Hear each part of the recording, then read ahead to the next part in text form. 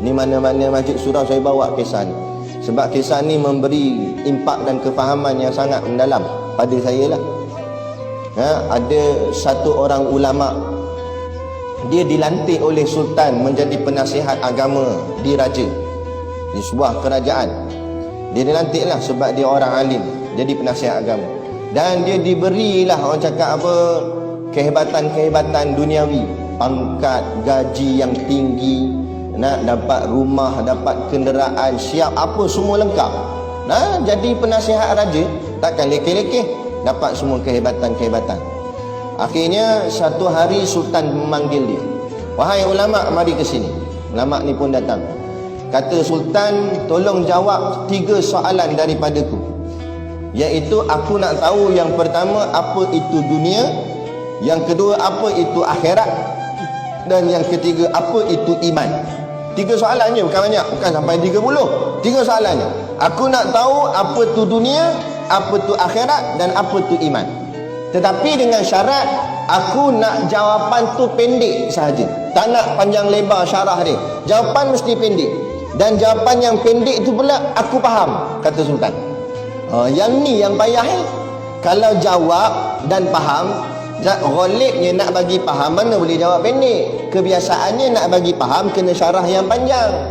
Tapi masalah sekarang, sultan kata dia tak nak jawapan panjang-panjang, dia nak jawapan pendek je, dan dia nak dia faham. Allah, payah. Akhirnya pening ulama ni. Dah kali tak boleh nak jawab, sultan panggil dia. "Dah sehari dah aku tunggu jawapan daripadamu, tak ada jawapan. Ginilah, aku bagi tempoh seminggu, 7 hari. Kalau lepas minggu ni kamu tak jawab juga soalan ni, maka segala yang kerajaan bagi kat kamu akan aku rampas semula. Pangkat ambil balik, gaji ambil balik, rumah ambil balik, kenderaan semua ambil balik." Jadi ulama ni mula risau. Sebab dia dah, orang cakap apa, dah hanyut dengan keseronokan dunia. Dia dah sonok dengan dunia, maka dia risau dunia ni akan hilang, pangkat dia ni akan hilang. Akhirnya dia keluar daripada istana dan dia cari ulama-ulama yang lain untuk nak tanya soalan ni. Mana tahu ada ulama lain yang boleh berikan pada dia jawapan. Dia pergilah jumpa, pergi pondok mana, pondok sini, jumpa tok guru ni, jumpa tok guru ni. Dia pun alim dah, dia pun tok guru gak, ulama besar gak. Tak, tapi sebab nak jawapan yang ringkas. Rata-rata ulama lain semua jawab panjang-panjang lebar. Dia kata tak boleh, sultan nak jawapan pendek. Ulama yang lain jawab, mana boleh. Kalau jawab pendek nanti tak faham. Jawapan mesti panjang lebar. Tak boleh, dia kata. Sultan nak jawapan pendek ke? Akhirnya buntu dia. Macam mana dia nak jawab depan sultan? Akhirnya semakin hari semakin berlalu. Sampailah hari yang terakhir, hari last. Malam ni, esoklah dah. Kalau esok tak jawab juga, segala akan dirampas. Jadi dia pun termenung hari tu. Tengah hari dia duduk di bawah sepohon pokok waktu tengah hari, lebih kurang. Dalam duduk tengah termenung mikir masalah ni, dia mikir, Allah, habis kereta Alphard aku kena ambil, habislah jawatan aku. Duduk masjid balik lah, main kuliah bulanan gitu, main kod sampul je lah ni. Dah tak dapat dah kehebatan-kehebatan pangkat. Masa jadi penasihat di raja. Lah kali tiba dekat dengan tempat dia termenung tu ada kebun. Ada satu orang pakcik sedang mengusahakan kebun dia. Jadi pakcik tu pun perasan, pakcik tu panggil dia, "Nak mari sini. Makan dah belum? Nampak murah benda ni." Dia kata, "Tak makan lagi." "Macam mana nak makan? Saya ni dibelenggu dengan masalah yang sangat besar." Dia kata, "Kalau begitu ginilah, makan dengan saya." Jadi dia ajak, pakcik tu ajak ulama ni makan. Pakcik ni tak kenal ulama ni, dia makan sekali. Dalam duk makan tu, ulama ni pun terdetik fikiran dia. Cuba aku tanya pakcik ni, mana tahu dia boleh jawab. Dia pun sambil-sambil makan, dia kata, "Pakcik, saya dah buntu idea dah ni. Saya ni ada masalah. Ada orang, dia tak mengakukan depan pakcik tu bahawa dia ni penasihat agama. Cuma dia katalah, saya ni ada masalah. Ada orang tanya saya 3 soalan. Dia nak jawapan tu pendek dan ringkas.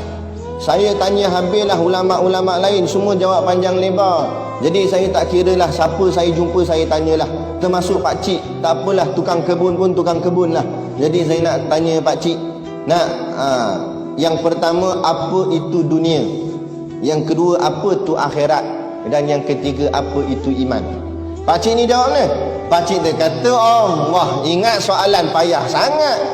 Kacang goreng je, soalan ni senang, kata dia. Bukan payah sangat, senang je.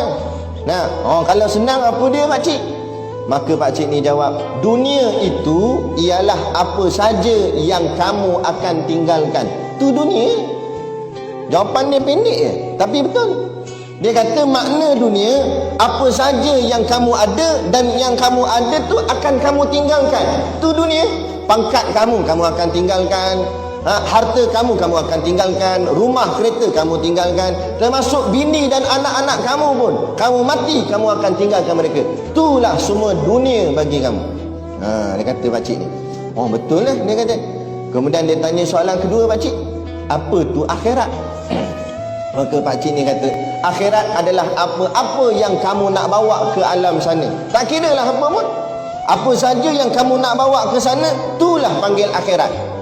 Semayang kamu, puasa kamu, sedekah kamu, umrah haji kamu, korban lembu kamu, apa saja yang kamu buat untuk nak dibawa ke alam sana, itu dipanggil akhirat.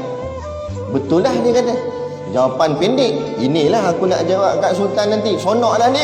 Sebab 2 soalan dah terjawab. Daripada 7 hari tadi tak boleh jawab, ni dapat dah.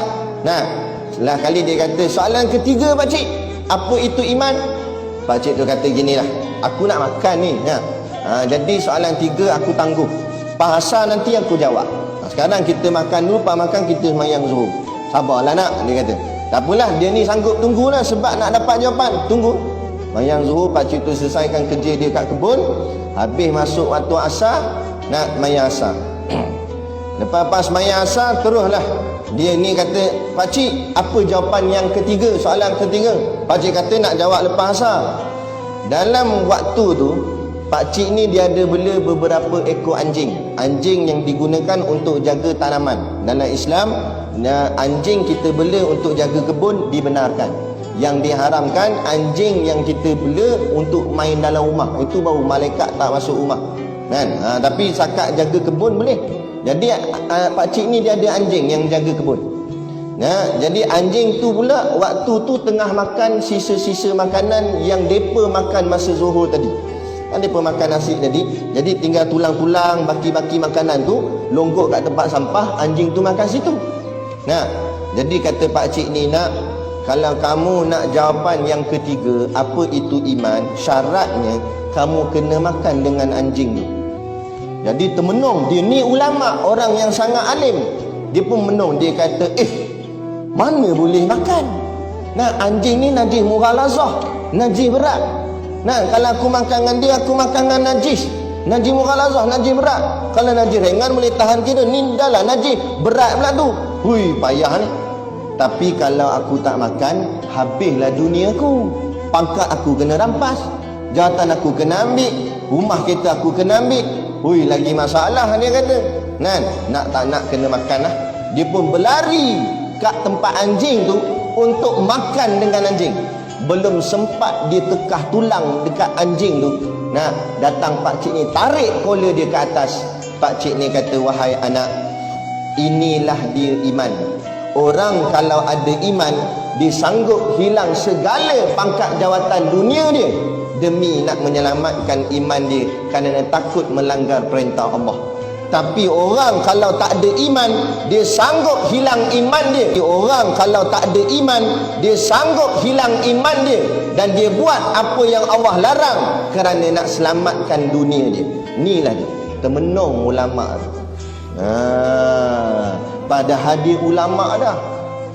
Tapi bila dalam hati melekat hubbud dunia, cinta dunia, inilah yang Nabi kata, hubbud dunia ra'sun kulli khati'ah. Cinta dunia kepala segala kejahatan. Kalau ulama pun boleh tertewas dengan dunia, apatah lagi kita orang biasa. Sebab tu jaga-jaga. Pentingnya mengaji dan juga beramal. Jangan hanya mengaji tapi tak beramal, jadi macam ulama tadi. Ilmu banyak, tapi bila orang suruh langgar hukum Allah, langgar sanggup sebab dunianya.